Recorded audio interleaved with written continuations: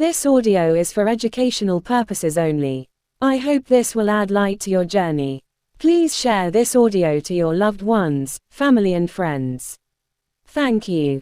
Dianetics, Modern Science of Mental Health, by L. Ron Hubbard, Book 2, Chapter 2, Part 1. It is fairly well accepted, in these times, that life in all forms evolved from the basic building blocks, the virus and the cell. Its only relevance to Dianetics is that such a proposition works, and actually, that is all we ask of Dianetics. There is no point to writing here a vast tome on biology and evolution.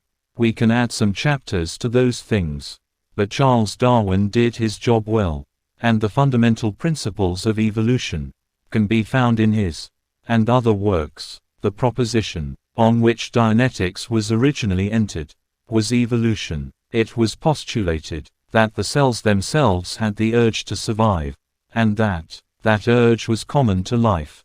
It was further postulated that organisms, individuals, were constructed of cells, and were in fact aggregations of colonies of cells. As went the building block, so went the organism, in the finite realms, and for any of our purposes, man could be considered to be a colonial aggregation of cells, and it could be assumed that his purpose was identical with the purpose of his building blocks. The cell is a unit of life, which is seeking to survive, and only to survive. Man is a structure of cells, which are seeking to survive, and only to survive. Man's mind is the command post of operation, and is constructed to resolve problems, and pose problems, related to survival, and only to survival. The action of survival, if optimum, would lead to survival. The optimum survival conduct pattern was formulated, and then studied for exceptions, and there were no exceptions found. The survival conduct pattern was discovered to be far from sterile and barren, but was full of rich and most pleasant activity. None of these postulates outlawed any concept concerning the human soul, or divine, or creative imagination. It was understood perfectly that this was a study in the finite universe only, and that spheres and realms of thought and action might very well exist above this finite sphere, but it was also discovered that none of these factors were needed to resolve the entire problem of aberration and irrational conduct. The human mind was discovered to have been most grossly maligned, for it was found to be possessed of capabilities far in excess of any heretofore imagined, much less tested. Basic human character was found to have been pilloried, because man had not been able to distinguish between irrational conduct derived from poor data, and irrational conduct derived from another, far more vicious source. If there ever was a devil, he designed the reactive mind. This functional mechanism managed to bury itself from view so thoroughly that only inductive philosophy, traveling from effect back to cause, served to uncover it. The detective work, which was invested in the location of this arch-criminal of the human psyche, occupied many years. Its identity can now be certified by any technician in any clinic, or in any group of men. 273 individuals have been examined and treated, representing all the various types of inorganic mental illness, and the many varieties of psychosomatic ills. In each one, this reactive mind was found operating, its principles unvaried. This is a long series of cases, and will soon become longer. The reactive mind is possessed by everyone. No human being examined anywhere was discovered to be without one, or without aberrative content, in his engram bank, the reservoir of data which serves the reactive mind. What does this mind do?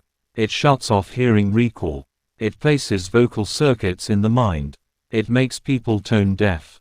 It makes people stutter. It does anything, and everything, that can be found in any list of mental ills. Psychoses, neuroses, compulsions, repressions. What can it do? It can give a man arthritis, bursitis, asthma, allergies, sinusitis, coronary trouble, high blood pressure, and so on, down the whole catalogue of psychosomatic ills. adding a few more, which were never specifically classified as psychosomatic, such as the common cold, and it is the only thing in the human being which can produce these effects. It is the thing which uniformly brings them about. This is the mind which made Socrates think he had a demon that gave him answers. This is the mind that made Caligula appoint his horse to a government post. This is the mind which made Caesar cut the right hands from thousands of Gauls, which made Napoleon reduce the height of Frenchmen 1 inch. This is the mind which keeps war a thing of alarm, which makes politics irrational, which makes superior officers snarl, which makes children cry in fear of the dark. This is the mind which makes a man suppress his hopes, which holds his apathies, which gives him a resolution when he should act, and kills him before he has begun to live. If there ever was a devil, he invented it. Discharge the content of this mind's bank, and the arthritis vanishes, myopia gets better, heart illness decreases, asthma disappears, stomachs function properly, and the whole catalogue of ills goes away, and stays away. Discharge the reactive engram bank, and the schizophrenic faces reality at last. The manic depressive sets forth to accomplish things. The neurotic stops clinging to books, which tell him how much he needs his neuroses, and begins to live. The woman stops snapping at her children, and the dipsomaniac can drink when he likes, and stop. These are scientific facts. They compare invariably with observed experience. The reactive mind is the entire source of aberration. It can be proved, and has been repeatedly proven, that there is no other. For when that engram bank is discharged, all undesirable symptoms vanish, and a man begins to operate on his optimum pattern. If one were looking for something like demons in a human mind, such as those one observes in some inmates of madhouses, he could find them easily enough. Only they are not demons. They are bypass circuits from the engram bank. What prayers and exhortations have been used against these bypass circuits? If one did not believe in demons, if one supposed that man were good after all, as a postulate, of course, how would the evil get into him? What would be the source of these insane rages? What would be the source of his slips of the tongue? How would he come to know? Irrational fear. Why is it that one does not like his boss, although his boss has always been pleasant? Why is it that suicides smash their bodies to bits? Why does man behave destructively, irrationally, fighting wars, killing, ruining whole sections of mankind? What is the source of all neuroses, psychoses, insanities? Let us return to a brief examination of the analytical mind. Let us examine its memory banks. Here, we find all the sense concepts on file, or so it appears at first glance. Let us take another look, a look at the time factor. There is a time sense about these analytical mind banks. It is very accurate, as though the organism were equipped with a fine watch. But there is something wrong here about time. It has gaps in it. There are moments when nothing seems to be filed in these standard banks. These are gaps which take place during moments of unconsciousness, that state of being caused by anesthesia, drugs, injury, or shock. This is the only data missing from a standard bank. If in hypnotic trance, you examine a patient's memory of an operation, these incidents are the only periods in the banks. You will not find. You can find these, if you care to look, and don't care what happens to your patient, of which more later. But the point is that there is something missing, which has always been considered by one and all, in any age, never to have been recorded. One and all, in every age, have never been able to put a finger on insanity either. Are these two data in agreement? And do they have relationship? They definitely do. There are two things which appear to be, but are not recorded in the standard banks: painful emotion and physical pain. How would you go about the building of a sensitive machine, upon which the life and death affairs of an organism depended, which was to be the chief tool of an individual? Would you leave its delicate circuits prey to every overload? Or would you install a fuse system? If a delicate instrument is in circuit with a power line, it is protected by several sets of fuses. Any computer would be so safeguarded. It happens that there is some small evidence to support the electrical theory of the nervous system. In pain, there are very heavy overcharges in the nerves. It may well have been, and elsewhere, some Dianetic computations have been made about this, that the brain is the absorber for overcharges of power, resulting from injury, the power itself being generated by the injured cells in the area of injury. That is theory, and has no place here, save to serve as an example. We are dealing now only with scientific fact. The action of the analytical mind, during a moment of intense pain, is suspended. In fact, the analytical mind behaves just as though it were an organ, to which vital supply was shut off whenever shock is present. As an example, a man struck in the side by a car is knocked unconscious, and on regaining consciousness, has no record of the period when he was knocked out. This would be a non-survival circumstance. It means that there would be no volition on the part of anyone who was injured, and this is the time when the organism most requires volition. So, this is non-survival. If the whole mind cuts out whenever pain appears, would an organism, with more than 1 billion years of biological engineering behind it, leave a problem like this unsolved? Indeed, the organism solved the problem. Maybe the problem is very difficult biologically, and maybe the solution is not very good, but large provision has been made for those moments when the organism is unconscious. The answer to the problem of making the organism react in moments of unconsciousness or near unconsciousness is also the answer to insanity and psychosomatic illnesses and all the strange mental quirks to which people are liable, and which gave rise to that fable, "It is human to err." Clinical tests prove these statements to be scientific facts. 1. The mind records on some level continuously during the entire life of the organism. 2. All recordings of the lifetime are available. 3. Unconsciousness, in which the mind is oblivious of its surroundings, is possible only in death, and does not exist as total amnesia in life. 4. All mental and physical derangements of a psychic nature come about from moments of unconsciousness. 5. Such moments can be reached and drained of charge, with the result of returning the mind to optimum operating condition. Unconsciousness is the single source of aberration. There is no such action as mental conditioning, except on a conscious training level, where it exists only with the consent of the person. If you care to make the experiment, you can take a man, render him unconscious, hurt him, and give him information. By Dianetic technique, no matter what information you gave him, it can be recovered. This experiment should not be carelessly conducted, because you might also render him insane.